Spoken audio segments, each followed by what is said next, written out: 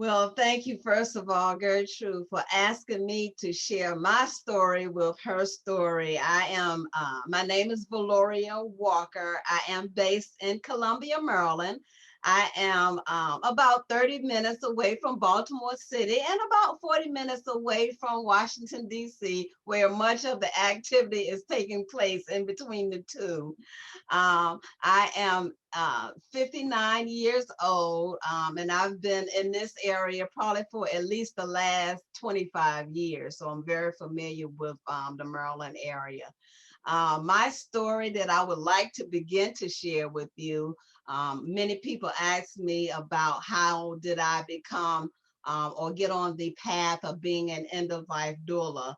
With COVID-19 spreading globally, and death coming to our face daily, my profession as an end of life doula has really been discovered more on a more of a public awareness platform than what it was last year.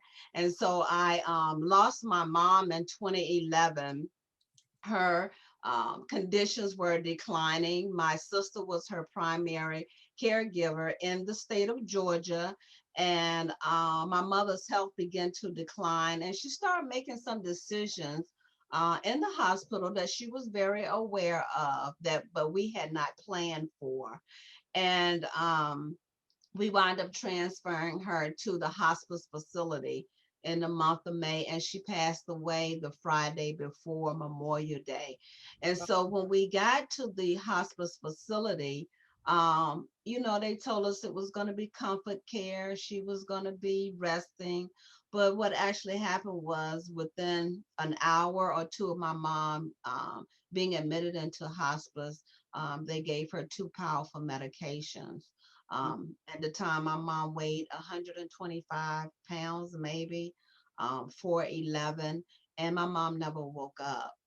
Oh, And I'm so we sorry. didn't, yeah, yeah, thank you. And so we never did have the closure, that we was expecting. I do remember our last moments were of laughter, but we still, we was expecting her to sleep and then wake up so we can continue talking to her. And also, unfortunately, my brother's a pastor in Louisiana, and he was in flight. And my mom passed at 6 o'clock, and my brother wound up getting to the hospice facility in Atlanta, Georgia at about 10, 10 p.m. And so he had his time with her, but it wasn't at a time where she was conscious to be able to say anything. So I remember sitting in her room that evening, Mm-hmm. and just feeling the presence that was going on. Had no idea about advanced care planning, really had no idea about end of life doula, but I just know that there was a presence that was in her room, and I was feeling the presence. And I remember saying right at her bedside, saying, this has to be different. I can't allow another family to experience what I have experienced today. And I've talked to different people, and I've heard some really worst case scenarios, even worse than my experience with my mom, and some other people who have experienced some better endings for their family members. But Yeah. I just remember saying, I have to make an impact in society, in community. And from that point, I just hit the ground trying to figure out what I could about advanced care planning and Mhm. how I could serve the community when it came to end of life. And upon research, I started finding out that there was something called an end of life doula. And so I went forth with getting my training. So let's just go back a little bit. That's wow, what an amazing story that Hmm. you would find your vocation in life through such a personal experience with your mom. You know, Right. right now the world is hurting. Everybody's feeling the impact of COVID-19, Hmm. and we take things for granted and we are never prepared for the most eventual thing that will happen to every single human being, that we're all going to die. It's a matter of when. And when people are more prepared for it, it helps you with the transition. So, as a doula and as a practitioner helping people in this very difficult part of their lives, take us through a step by step. What should one do? What are the things you need to do to prepare yourself for the end? Well, if everyone is healthy, you really should start when everyone is healthy, Yes. when you are not dealing with any type of cognitive decline, Mhm. when you can educate yourself on what are the possibilities and what things may or may not happen. Yes. We as Americans have to really get beyond the taboo and also the stigma behind having a conversation about dying. Yes. I think people associate advanced care planning with dying, and many cultures feel like if we have the conversation about dying, then dying is going to be hastened. And we know that life is not controlled that way. You know, things are just not controlled, that way in life. So I would suggest, first of all, to talk about medical emergencies.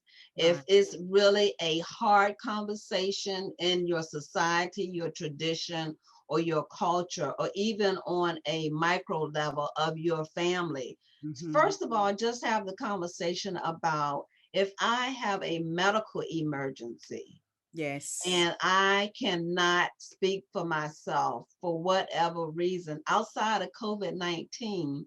We Mhm. accidents, illnesses can render us unable to speak for ourselves. And so, starting out with just telling people, I really want to provide you with a gift or guidance to be able to advocate for me and honor me if I can't speak for myself. Yes. So, can you just give me 5 minutes? Just give me 5 minutes of your time. You're the person that I love. You matter the most to me. I know that I matter the most to you. And so, give me a minute or two just to tell you what type of healthcare choices I would like to have if Yes. I become unable to speak for myself. Let that be your first conversation, Okay. and then continue your conversation in another setting at another time and Mhm. say, thank you for allowing me to express what I would want you to have, what I would want to have if I become unable to speak for myself. And Yeah. in the worst case scenario, if I don't regain conscious and my ability to have a sustainable quality of life, let me talk to you about the next stage, which is me not returning back, but ending, but my life ending. And Mhm. if suffering is also attached to invading or taking away the quality of life that I would love to have as a person, then Mhm. I want to discuss those possibilities of how I want you to honor me if I never open my eyes again. Wow. These are difficult conversations to have, but absolutely necessary Mhm. to be shared at every single point in somebody's life. Right. So, as a doula, if somebody was to come to you for help, it could be for themselves, it could be for a parent, it could be for a loved one. Take us through a step by step, the things one has to think about and how you facilitate and help in that process.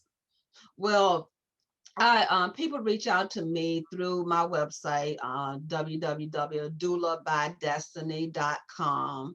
And before COVID-19, clients were really learned. We learned about the dying process through training and also through hospice Right. volunteering. And so when a client comes to me now, of course, we can't get into the room to provide bedside care. Yes. But through COVID, I have been able to provide virtual care, to clients, and also through the hospice volunteer Mhm. center who has been contacting me. And I actually lost a man who I believe was solo, aging solo. He had no one. He never really talked about his family. And he said, Val, the last thing he said to me was, Val, I hope we get to meet each other. I appreciate you so much. And we never did. He actually passed away. And the volunteer um, coordinator contacted me and said, I want you to know that he has passed away. But I was suspecting that because every time I call, he was asleep. And so, our communication was starting to, we were not able to communicate. And I, as an end of life doula, knew what was happening. So, Right. I provide as much virtual Oh, conversation as I can with caregivers yes. and with clients. Wow. Yeah. Wow. Now, as an entrepreneur, I know that I met you through LinkedIn, and you Yeah. had just been published in an interesting magazine and in Oprah's magazine. How did that Yeah. all come to being? How are people finding you?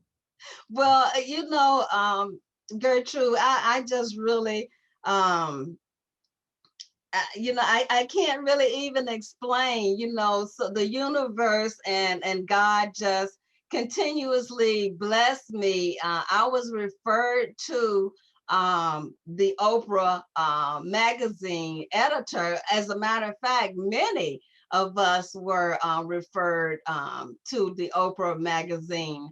And the young lady, the editor, kept calling me, and she said, Val, it's not going to be long. Don't think you're going to get this grand article, right? It's only going to be a few minutes. But Yeah. then she kept calling and she kept calling and she kept calling. And I said to her, I said, is this normal for you to call me as often? And she said, actually, Val. I said, are you still talking to other end of life doulas? And she said, actually, Val. She said, the chief editor of Oprah magazine selected your story about your mom, and you are the only end of life doula that I am interviewing right now. And she said, now that we've wrapped up the story, the chief editor will be contacting you. And the chief editor did contact me and made sure that everything went fine. And they said, Val, Oprah will be ending her paper document. As a matter of fact, I got the magazine back there. Oh, that is there. Oh, how amazing. Yeah, and so now she's ending her physical magazine, and her digital magazine will be taking place in January. So I was able to get into a physical copy, but just the spirit and the grace, for me to become the only end of life doula to be interviewed Yes. continuously, and how my mom's, I often say my mom's death birth my gift to be an end of life doula. And I believe that, I think that's one of the best and last gifts that she could have provided to me. And that's really how I feel in my heart. Oh, how amazing. Yeah. And I'm hoping that through us publishing you in the Her Story magazine, we give you access to more people from around the world. As you know, our publication is new, but Hmm. it's global. It's such an honor to have met you, and especially at this pivotal time where people like you are actually needed in a very, very big way right across the globe. Thank you Yes. so much. Yes, you're so welcome. Thank you for giving me the time to speak to you, and I look forward to us sharing some time together. And if there's any of your audience that needs me to just hold space for them, Yes. to sit quietly, so many of us are crying behind closed doors and alone and grieving, and I'm here. I'm just here to hold that space for you. I don't need to know anything about what's going on. All I need to do is just be there for you and let you know that I'm there to support you. Oh, wonderful. Tell us again your website address. www.doula, DOULA by Destiny, DESTINY.com, www.doulabydestiny.com. Wonderful, wonderful, wonderful.